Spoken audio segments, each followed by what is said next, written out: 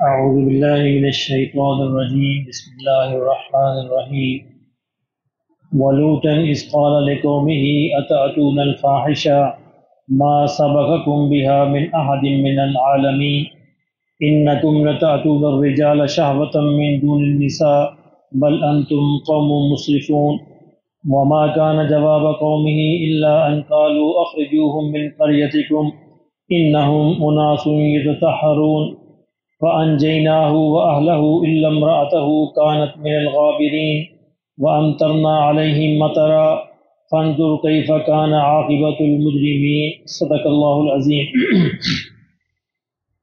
پچھلے دروس میں ہم دیکھ چکے ہیں کہ اللہ رب العزت پچھلی قوموں کے احوال بیان کر کے قریش کو یہ دعوت کا پیغام پہنچا رہے ہیں کہ دیکھو ان قوموں کا انجام کیا ہوا۔ پہلے قوم عاد کا حال بیان کیا کہ جو اپنی طاقت میں قوت میں سب سے بڑھ کر تھے، تو اللہ نے ان کو ہوا کے عذاب سے ہلاک کر دیا۔ ہوا کے سامنے وہ نہ ٹھہر سکے اور بالکل ریزہ ریزہ ہو کر رہ گئے۔ پھر قوم سمود کا حال بیان کیا، انہوں نے پہاڑوں کو تراش کر محلات بنائے اور ان کا ہم تو ہوا سے محفوظ رہیں گے، پہاڑوں کے اندر ہم رہتے ہیں۔ عجیب و غریب یعنی معجزاتی مکانات ان کے آثار آج بھی موجود ہیں کہ اللہ نے ان کو آواز کے عذاب سے ہلاک کر دیا، چیخ کے عذاب سے، زلزلے کے عذاب سے ان کو ہلاک کر دیا۔ اب قوم لوط کا حال بیان کیا جا رہا ہے۔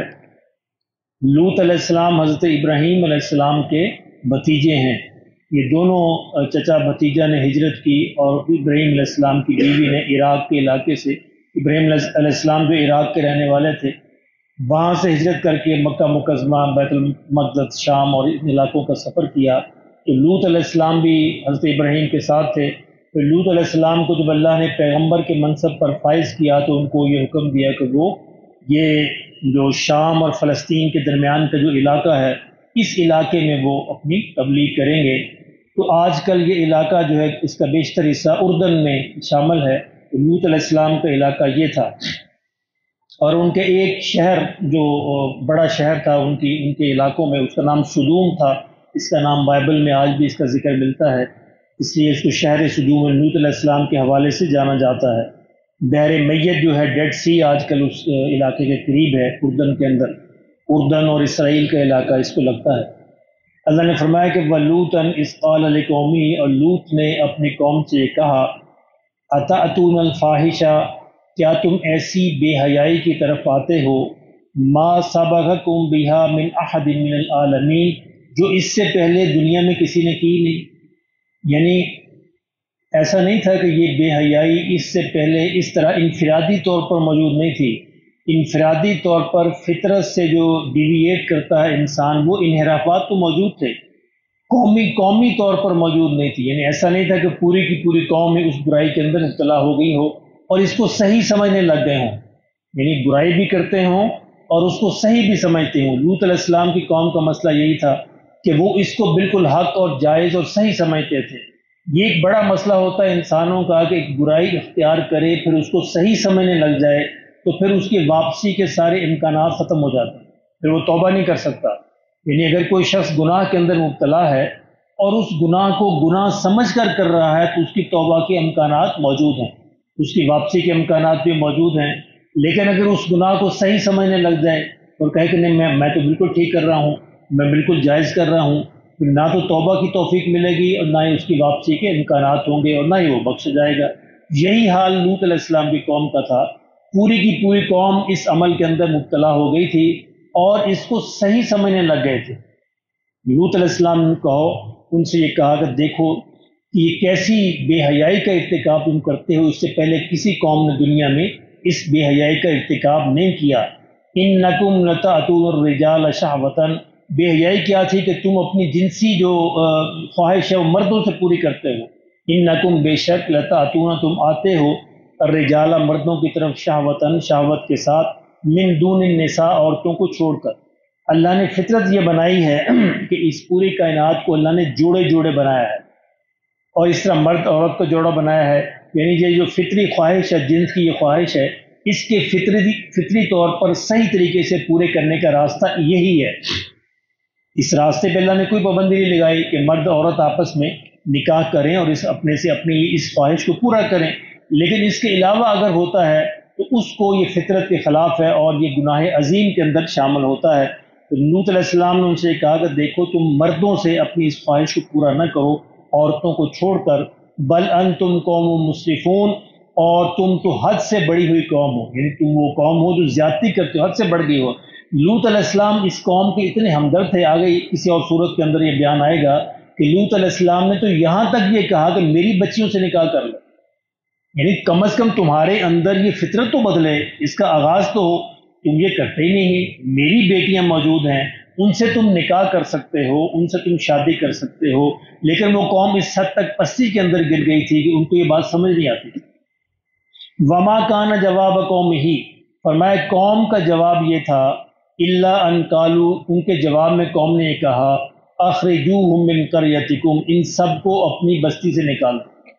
یہ بجائے بات ماننے کے کہا کہ لوط علیہ السلام اور ان کے جو ماننے والے دو چار جتنے بھی لوگ تھے ان کو اپنی بستی سے نکال دو۔ اب لوط علیہ السلام دیکھیں اللہ کی شان ہے، ان کی اپنی بیوی اس بات پر ایمان نہیں لائے، لوط علیہ السلام کی بیٹیاں ایمان نہیں آئیں، اور کچھ اور چند دیگر افراد جو ان کے علاقے کے تھے ان کو اللہ نے ان کے اہل کہا کہ ان کے گھر والے ہیں، لیکن خود اپنی بیوی نے ماننے سے انکار کر دیا، اور ان کی اپنی بیوی بھی اس بات کو سمجھتی کہ یہی صحیح عمل ہے، یہ دوسرا عمل غلط ہے۔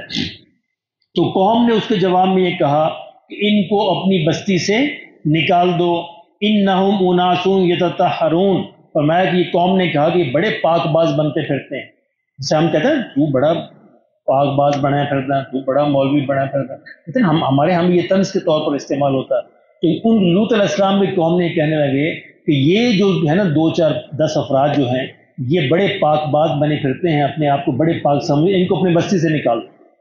تو لوط علیہ السلام نے کہا کہ مجھے اپنی بستی سے نکالو گے، میں نے جیسا پہلے بھی عرض کیا کہ نبی تو قوم کے لیے امان ہوتا ہے نا، پروٹیکشن ہوتا ہے، چھتری ہوتی ہے، اس کے ہوتے ہوئے عذاب نہیں آ سکتا۔ عذاب کے لیے اللہ نبی سے یہ فرماتے ہیں کہ تم یہاں سے ہجرت کر جاؤ، جب نبی وہاں سے ہجرت کرتے ہیں تو پھر اللہ اس بستی کو عذاب دیتے ہیں۔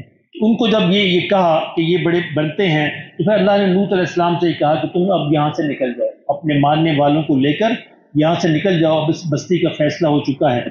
فَأَنْجَيْنَاهُ، پھر اللہ نے فرمایا کہ ہم نے نجات دی لوط کو، اس کو یعنی لوط کو ہم نے نجات دی، وَأَهْلَهُ، اور اس کے جو ماننے والے ہیں گھر والے ان کو میں نجات دی، إِلَّا امْرَأَتَهُ، سوائے اس کی بیوی کی، اس کی بیوی کو اللہ نے اس میں شامل نہیں کیا، اس کی بیوی کو نجات نہیں دی، اس کا حشر وہی ہوا جو باقی لوگوں کا ہوا۔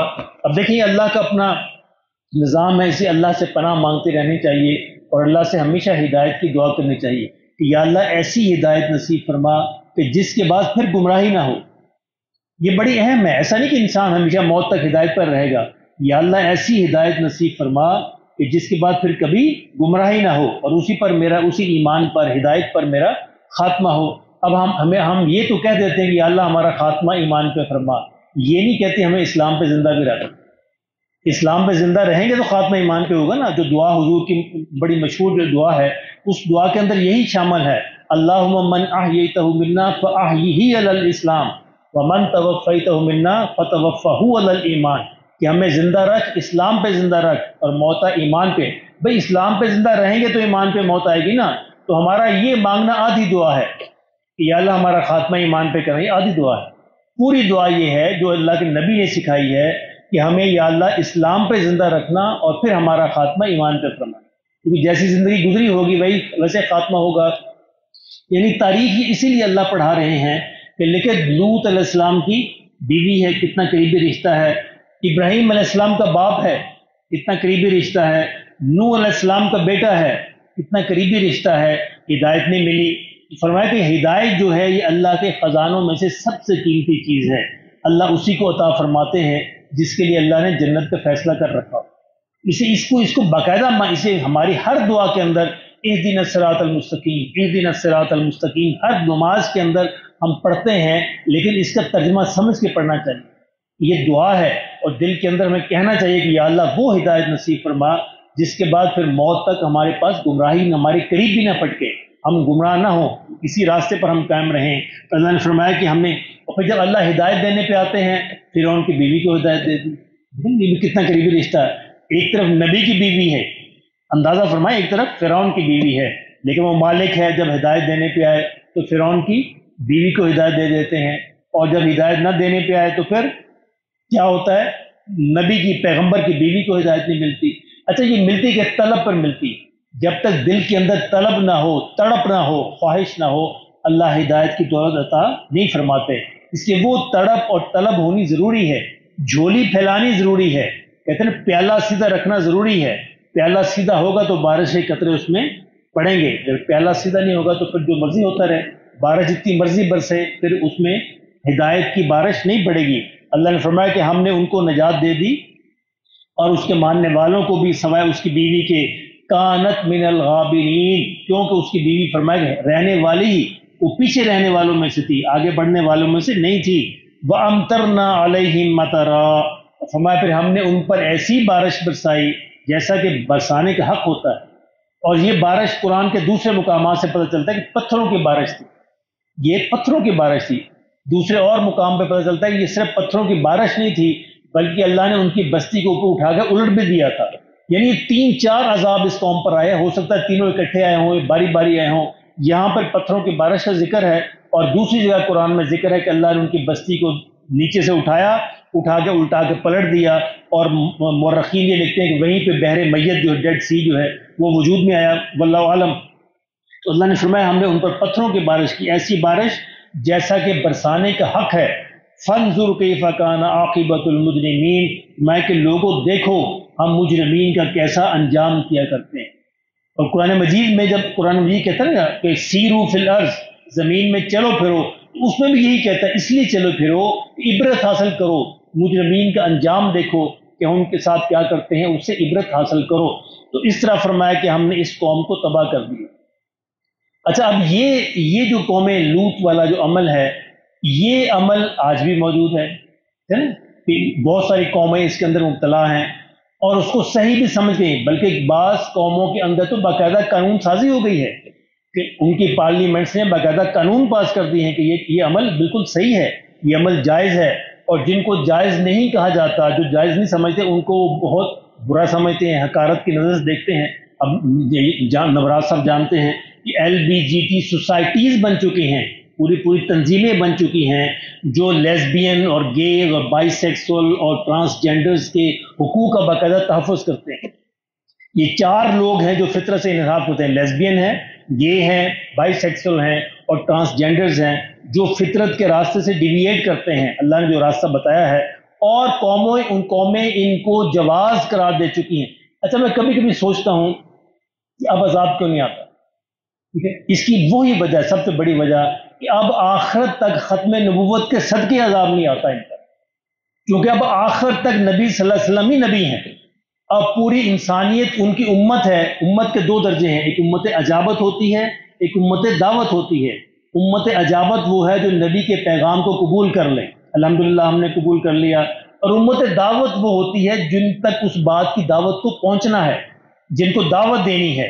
یعنی باقی جتنی قومیں ہیں جو اس اسلام پہ نہیں کھڑی، وہ امت دعوت ہے نبی کی امت، یعنی ہے محمد رسول اللہ صلی اللہ علیہ وسلم کی امت۔ اسی کے صدقے مجھے تو یہ سمجھ آتی ہے کہ اللہ ان پر من حیث القوم عذاب نہیں بھیجتا، حالانکہ ان کی پارلیمنٹ سے قوانین پاس کر چکی ہیں، اس کو جائز سمجھا جا رہا ہے، لیکن من حیث القوم اللہ نے ان کو، پوری قوم کو تباہ نہیں کیا۔ وہ شاید اللہ ان کو مزید مہلت دینا چاہتا ہے کہ شاید امت محمد ان کو یہ پیغام پہنچا دے۔ اللہ ہمیں توفیق نصیب فرمائے کہ ہم جس بھی قابل ہیں، جہاں تک بھی ہماری آواز پہنچ سکتی ہے، ہمیں دعوت کا پیغام پہنچانا چاہیے۔ اللہ ہمیں اس کی توفیق نصیب فرمائے۔ اللهم صل على سيدنا مولانا محمد النبي الأمي وعلى آله وأصحابه وبارك وسلم۔ اللهم نور قلوبنا بالقرآن وزين أخلاقنا بالقرآن ونجنا من النار بالقرآن وادخلنا فی الجنت بالقرآن۔ اللہ کریم ہمارے گناہوں کو معاف فرما دے۔ قرآن مجید کے سمجھنے میں ہم سے جو کوتاہی ہوتی ہے اور جو ہوئی ہے، جو ہوتی رہی ہے، یا اللہ محض اپنے فضل و کرم سے معاف فرما دے۔ قرآن مجید کو زندگی میں، قبر میں، حشر میں ہمارا نور بنا دے اور جنت میں جانے کے ذریعے بنا دے۔